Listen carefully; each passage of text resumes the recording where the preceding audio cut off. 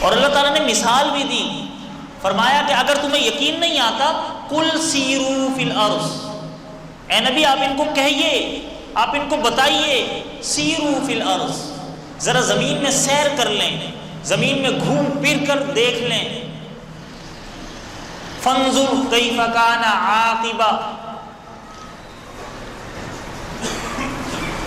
کہ اللہ تعالیٰ نے دیکھیں یہ لوگ کہ اللہ تعالیٰ نے ان سے پہلے والوں کا انجام کیا کیا ہے۔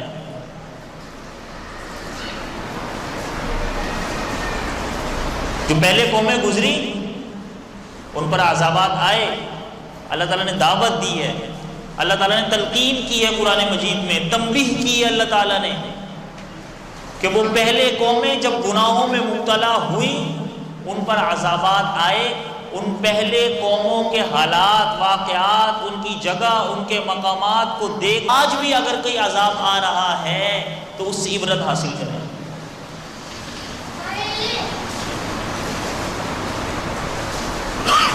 کتنی قومیں گزری ہیں کہ جن کے گناہوں کی وجہ سے اللہ رب العزت نے انہیں عذاب میں مبتلا کیا۔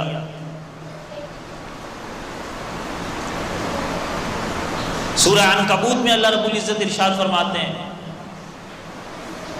ویسے تو بے شمار مقامات پر اللہ رب العزت نے قوموں پر عذابات کا تذکرہ کیا، لیکن ایک جگہ ارشاد فرمایا کہ فَكُلًّا أَخَذْنَا بِذَنبِهِ، ہم نے ہر ایک کو اس کے گناہوں کی وجہ سے پکڑا ہے۔ اگر کسی کو عذاب میں مبتلا کیا ہے تو اس کے گناہ تھے۔ فَكُلًّا أَخَذْنَا بِذَنبِهِ فَمِنْهُمْ مَنْ أَرْسَلْنَا عَلَيْهِ حَاصِبًا، اللہ تعالیٰ فرماتے ہیں کہ ان میں سے بعض لوگ جن پر عذاب آیا، اللہ تعالیٰ فرماتے ہیں کہ ان میں سے بعض لوگ جن پر عذاب آیا، بعض قومیں ایسی کہ ان پر پتھروں کی صورت میں عذاب آیا، آسمان سے پتھروں کا نزول ہوا۔ لوط علیہ السلام کی قوم جو فحاشی عریانی میں مبتلا تھی، اللہ تعالیٰ نے آسمان سے پتھروں کی بارش برسا کر نیست و نابود کر دیا انہیں۔ نبی علیہ السلام ایک جگہ سے گزر رہے ہیں، اونٹنی پر سوار ہیں، آپ علیہ السلام نے اپنی اونٹنی تیز فرما دی، اپنے اوپر ایک چادر جو تھی اپنے سر پر ڈھانپ لی۔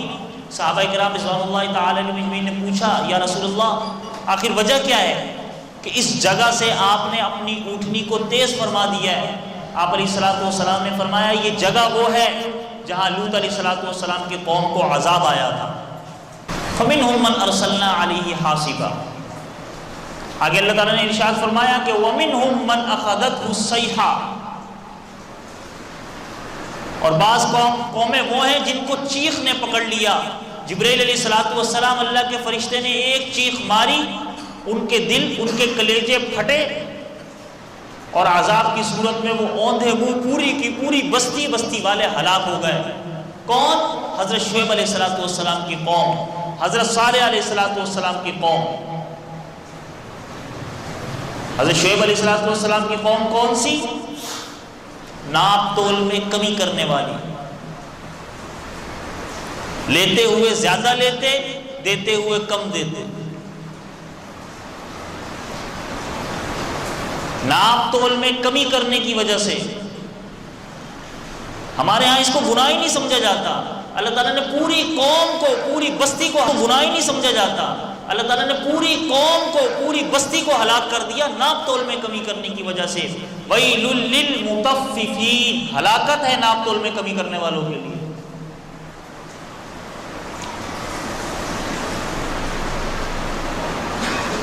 ہمارے معاشرے کے اندر اللہ معاف فرمائے یہ اس چیز کو گناہ سمجھا ہی نہیں جاتا۔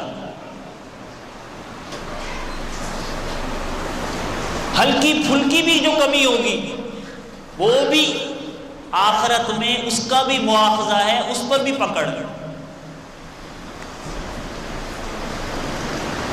آگے اللہ نے ارشاد فرمایا وَمِنْهُمْ مَنْ خَسَفْنَا بِهِ الْأَرْضِ، اور بعض قومیں وہ ہیں جن کو ہم نے زمین میں دھسایا۔